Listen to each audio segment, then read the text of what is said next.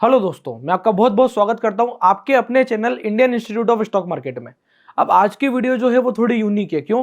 क्योंकि आज हम करने वाले हैं निफ्टी 50 का एनालिसिस। आज है फ्राइडे और एनालिसिस कब के लिए है? नेक्स्ट वीक के लिए, कि नेक्स्ट वीक तक में निफ्टी पर किन पोजीशंस का ध्यान रखना है, किन चीजों का विशेष ध्यान रखना और किस लेवल्स का विशेष ध्यान रखना है, मैं आपको ये बताऊंगा। अब क्या मैं यहाँ पर एनालिसिस इंट्राडे के पर्सपेक्टिव से करने वाला हूँ? जी नहीं, बिल्कुल भी नहीं।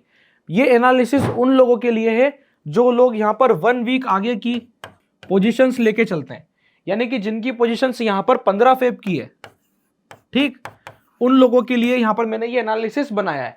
इसके अलावा और किसके लिए ये एनालिसिस है? ये एनालिसिस और उन लोगों के लिए है जो यहां से 29th फेब की पोजीशंस प्ले करते हैं।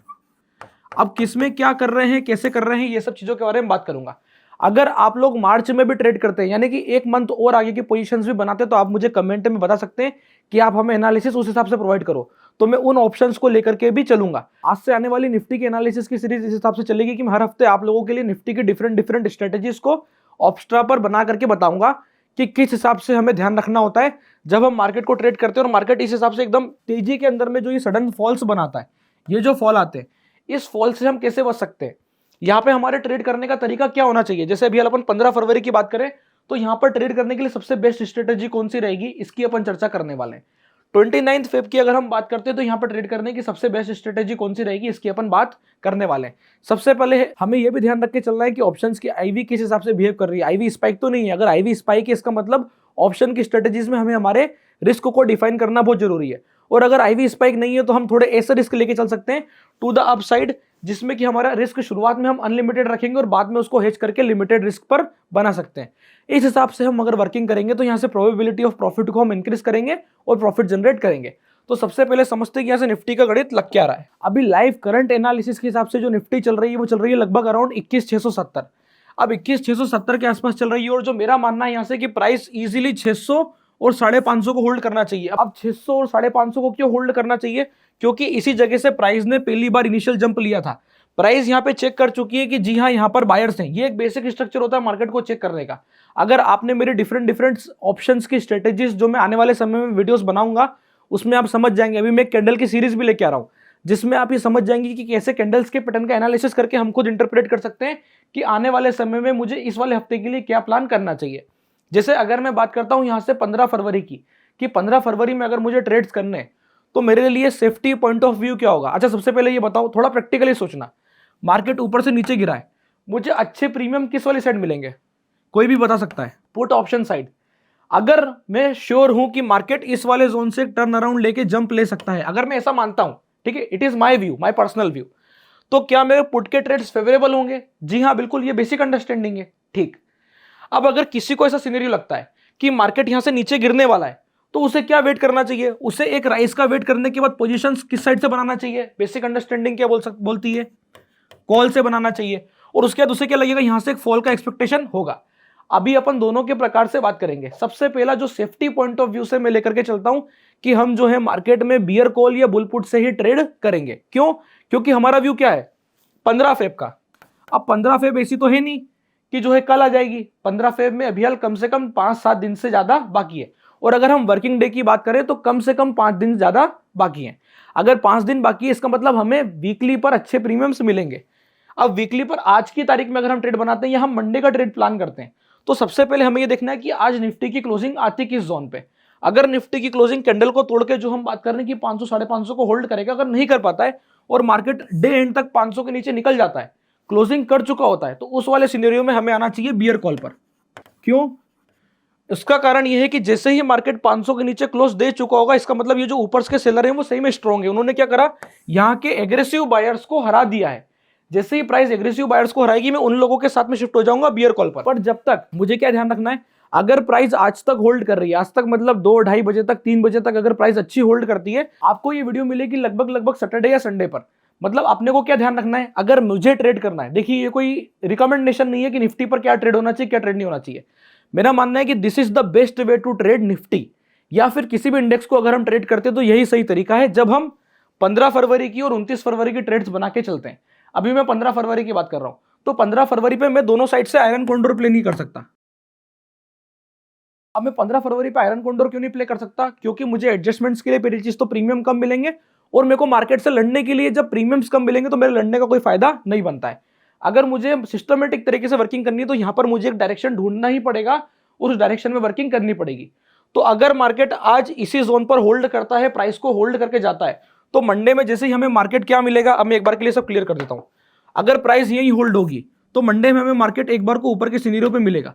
जैसे ही ये सिनेरियो बनता है हमें यहां से बुल पुट बनानी चाहिए। अब ये बुल पुट क्या है, जितने भी लोगों को नहीं पता है, मैं अब ऑप्शंस की एक बिल्कुल बेसिक से सीरीज ला रहा हूं, वो भी बिल्कुल फ्री ऑफ कॉस्ट, जिसमें हम प्रॉपर तरीके से टाइम वैल्यू, इंट्रिंसिक वैल्यू से शुरू करेंगे और एडवांस लेवल की वेगा पॉजिटिव, थीटा पॉजिटिव स्ट्रेटेजीज पर चर्चा करेंगे।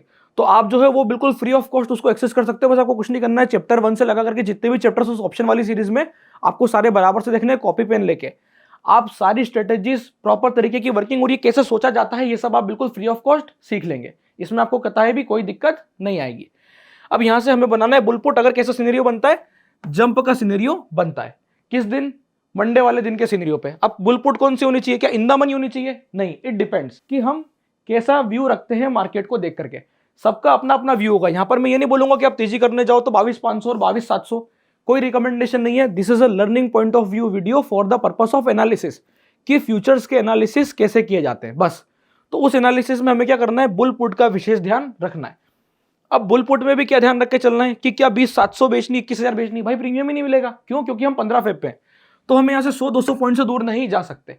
इसी चीज को ध्यान में रख के मैंने आपसे क्या बोला कि अगर मार्केट का सिनेरियो ऐसा बनता है तो we will go with bull put. अब सेकंड कंडीशन क्या, कि प्राइस कौन सी थी, प्राइस यही थी 500, 550। अब क्या हुआ, मार्केट आज फ्राइडे के दिन 3:30 बजे के आसपास अगर नीचे बंद करता है, नीचे मतलब ये कैंडल यहां तक आ जाती है, इसका मतलब क्या हुआ, इसका मतलब ये सिनेरियो बना कि यहां पर ये जो बायर्स थे इनको मार्केट ने एक बार टेक डाउन किया है। अब सेलर्स ने टेक डाउन किया तो मैंने आपको क्या कॉन्सेप्ट बताया कि जैसे सेलर्स ने टेक डाउन किया, सेलर्स आर एग्रेसिव, हमें किनके साथ जाना चाहिए, सेलर्स के साथ। तो फिर हमारा मोटिव क्या हो जाएगा, सी सेल का यहाँ पे मोटिव हो जाएगा।